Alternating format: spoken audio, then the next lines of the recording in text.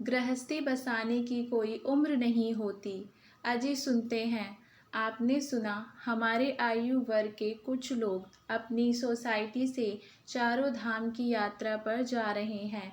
कितना वक्त हो गया, हम भी कहीं एक साथ नहीं गए। जब तक आप नौकरी करते थे 2-3 साल में एक बार पोस्टिंग के बहाने, फिर पोते पोतियों से मिलने के बहाने हम कहीं आया जाया करते थे।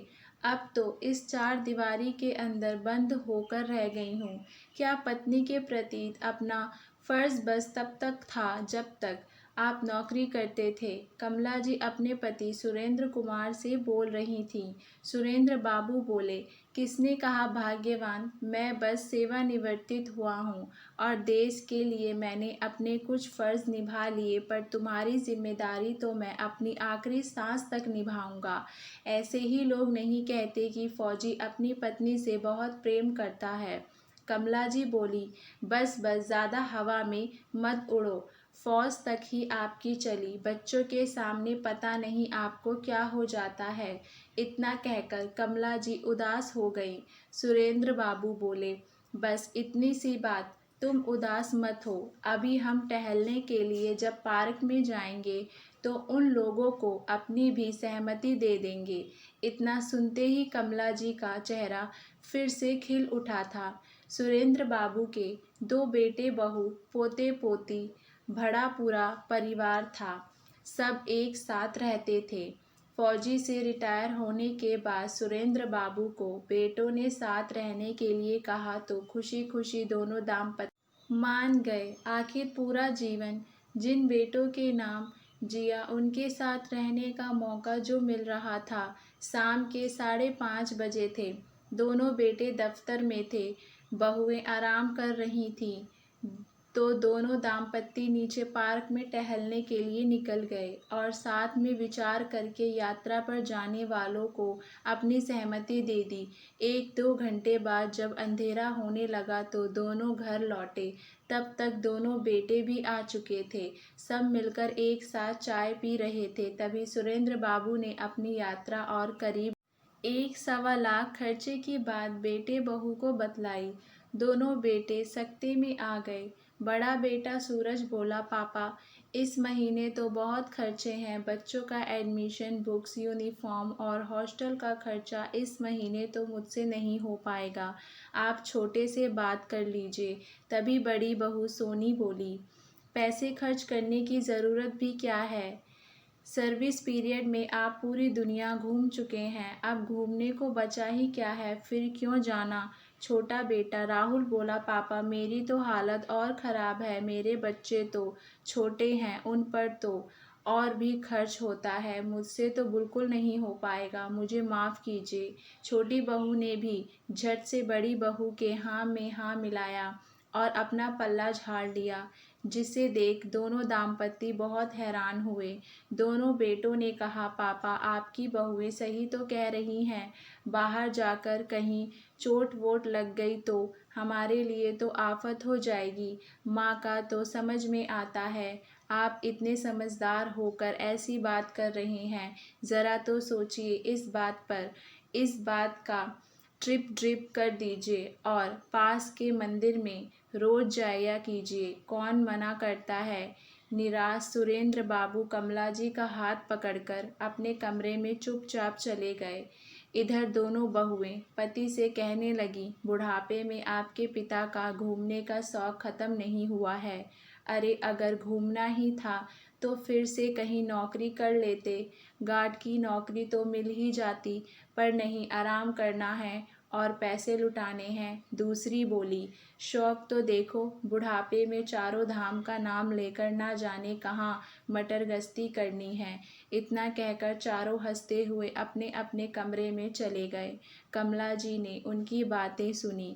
कमरे में जाते ही बोली, देखा आपने, मैं जानती थी ऐसा ही कुछ होगा। ये बच्चे भूल गए कि जहाँ जहाँ हम रहते थे वहाँ अपनी मर्जी से नहीं बल्कि नौकरी के कारण आपको रहना पड़ता था। इनके खर्चे पूरे हो सके इसीलिए हम कहीं नहीं जाते थे। पूरा जीवन तो इन पर निछावर कर दिया और आज ये हमारे खर्चों का हिसाब लगाने लगे। सुरेंद्र बाबू बोले, तुम चिंता मत करो, तुम्हारा ये सपना मैं टूटने नहीं दूंगा। मैं दूसरे माता पिता की तरह अपना पूरा जीवन अपने बच्चों पर न्यौछावर नहीं करूंगा, और वो भी तब जब मेरे बच्चे उस लायक नहीं हैं। इतना कहकर सुरेंद्र बाबू और ललिता जी ने जाने क्या आपस में क्या बात विचार किया और खामोशी से एक हफ्ता बिताया। एक सुबह किसी को बिना बताए वो दोनों घर छोड़कर निकल गए। अगली सुबह जब बेटे बहुओं ने उन्हें घर में नहीं पाया तो बहुत नाराज़ हुए। सब उनका फ़ोन मिलाने लगे तो फ़ोन की घंटी उसी कमरे से आने लगी। सबने ढूंढा तो दोनों का फ़ोन वहीं तकिए के पास रखा था। दोनों भाइयों ने बात विचार किया और लग गए अपने सगे संबंधियों को पूछने, पर सभी तरफ से बस निराशा ही निराशा हाथ लगी।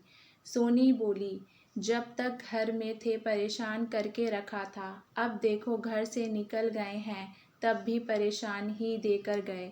तभी दरवाजे की घंटी बजी। राहुल दरवाजे पर गया तो दरवाजे पर कुछ लोग थे और उनमें से एक ने राहुल को एक लिफाफा पकड़ाया। अंदर से सूरज बोला, क्या बात है छोटे, कौन है और ये कागज़ कैसा है? सूरज ने कागज़ अपने हाथ में लिया और खोलकर पढ़ा तो उसके पैरों के नीचे से ज़मीन खिसक गई। राहुल बोला, भैया क्या लिखा है इस कागज़ में? जिसे पढ़ते ही आपके चेहरे का रंग बदल गया।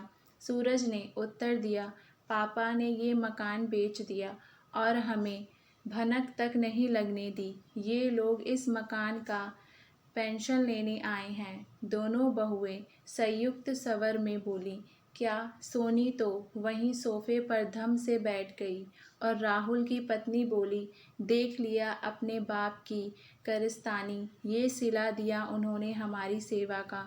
हमें तो बेघर किया ही, अपने पोते पोतियों के बारे में भी नहीं सोचा है। भगवान, अब हम बच्चों को लेकर हम कहाँ जाएंगे? सूरज झट से उन सभी आगंतुकों को अंदर बुलाया, बीवी को चाय पानी के लिए इशारा किया, फिर अपनी पूरी बात उन्हें समझाने की कोशिश करने लगा। उनमें से एक वकील बोला, ये सब बात हमसे करने का क्या फ़ायदा? पिछले हफ्ते आपके पिताजी हमारे क्लाइंट जो कि एक प्रॉपर्टी डीलर हैं, उनके पास गए थे। उन्होंने उनकी नई सोसाइटी में एक 2 BHK फ्लैट ग्राउंड फ्लोर पर बुक कराने और इस घर को बिकवाने की बात की थी। वो ठहरे एक प्रॉपर्टी डीलर बाहर से मुआयना करके चले गए। उन्हें पसंद आ गया तो उन्होंने एक हफ्ते के अंदर इस मकान को खरीद लिया और उस जमुना विहार सोसाइटी में एक 2 BHK फ्लैट दे दिया। सारी कार्रवाई करने के बाद जितने भी पैसे बचे थे वो सुरेंद्र बाबू के अकाउंट में जमा कर दिए गए हैं। आज ही उन्होंने पेंशन लेने की बात कही थी क्योंकि कल उन्हें 4 धाम की यात्रा पर निकलना है। सोनी बोली, आप ऐसा कैसे कर सकते हैं? अरे इस घर को अगर हम आपको दे देंगे तो हम कहाँ जाएंगे? वकील बोला, देखिए हमसे उलझने की ज़रूरत नहीं है। वैसे भी उन्होंने कहा है उनके कमरे का जितना भी सामान है उनके नए फ्लैट में शिफ्ट किया जाएगा, तो हम भी अपनी कार्यवाही पूरी करके इस घर पर अपना अधिकार कर सकते हैं। हम आपकी परेशानी समझ सकते हैं, इसीलिए आज बस सुरेंद्र बाबू का सामान ले जा रहे हैं। आपको आज रात तक का समय दे रहे हैं। हम कल फिर इसी समय पर आएंगे, पर याद रखिएगा कल हम अकेले नहीं बल्कि पुलिस के साथ आएंगे। सूरज सर पकड़कर बैठ गया। सोनी बोली, इस तरह से हार मानने से नहीं होगा, वो हमारे साथ ऐसा नहीं कर सकते हैं। सूरज बोला, ये घर उनका था, वो जो चाहे कर सकते हैं। गलती हमारी है, हमने ही कुछ ज़्यादा सख्ती कर दी। हम ये भूल गए कि पापा एक फौजी हैं, कानून वो भी जानते हैं। राहुल की पत्नी बोली, जेठ जी, अब हम क्या करेंगे, कहाँ जाएंगे हम? हमारे पास तो कोई ठिकाना भी नहीं है। सूरज बोला, अब कोई चारा नहीं है, चलो पापा से ही बात करते हैं। उनसे नई सोच का पता तो दिया ही था, सब मिलकर उनसे बात करते हैं। इतना कहकर सब एक साथ निकल पड़े। दरवाजे की घंटी बजी। एक लड़के ने दरवाज़ा खोला। जैसे ही सूरज अंदर आने लगा, लड़का बोला, अरे कहाँ घुसे जा रहे हैं, पहले बताइए किन से मिलना है? सूरज ने कहा, पापा को बुलाओ। लड़का हैरानी से देखा। सोनी बोली, बोल तो ऐसे रहे हो जैसे आपके पिता कहीं के धन्ना सेठ हों। अरे नाम बताओ। सूरज बोला, सुरेंद्र कुमार से मिलना है। लड़का बोला, अच्छा आप लोग यहीं रुकिए, मैं अभी साहब को बुलाता हूँ। फिर वो अंदर गए। सुरेंद्र बाबू बाहर आए और बोले, कौन आया है?